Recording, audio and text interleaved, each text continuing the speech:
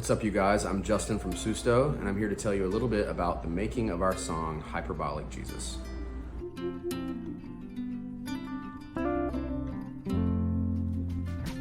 She says she don't believe in Jesus, but she thinks he was a pretty good guy. This song is kind of about, it's about relationships. It's about the kind of like riffing that goes on between couples and the kind of like, you know, are we serious? Are we not? And I think a lot of that kind of goes on in your life. Maybe it goes on at certain phases of your life more than as you get older, but you know, it's kind of a celebration of that, of like young love and kind of like not knowing where anything's headed, just kind of like being in the moment and being with each other. And the title Hyperbolic Jesus is meant to have two meanings. I mean, but I'll let you kind of look for those yourself. Wears her hair down when she goes to work and pulls it back when she's getting high. This, just like the rest of the record, this song kind of evolved over time, and the production began like very kind of organically. I brought the song into the studio like I often do, and it was just kind of three of us at the time, like in different rooms, kind of playing with each other with headphones on, and you know, we just kind of let the song groove in its own way, and eventually we kind of got to the tempo and everything we wanted, and I just remember it kind of being frustrating for a minute because I had this song, we couldn't really figure out quite what the vibe was, but then once the right beat came in and the right groove and the right extra guitar licks and stuff, it clicked, and you know, that's a really good feeling when that happens. And so, you know, production wise, I would say that like we definitely had to think on this one, but once we realized what we were trying to do, it became really smooth, and it was just kind of a lot of fun from there on out. She asked me what I think the second verse is. It's when I tell her I'm gonna make it all up. She says you better make me up another one, that will never be enough. Yeah, I loved kind of the initial recording process we had for this song.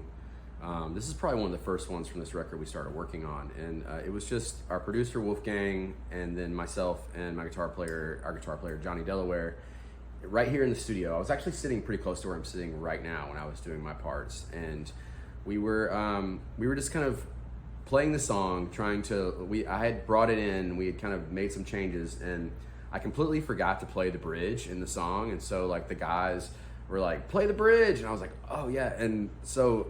And then the bridge was at the end of the song, and we just kind of like, I kind of like it better that way, so we left it that way, and you can hear them yelling for me, play the bridge. So I think that was a really kind of cool part of the production that was like a happy accident, I guess, and I love hearing that when I listen to the song back.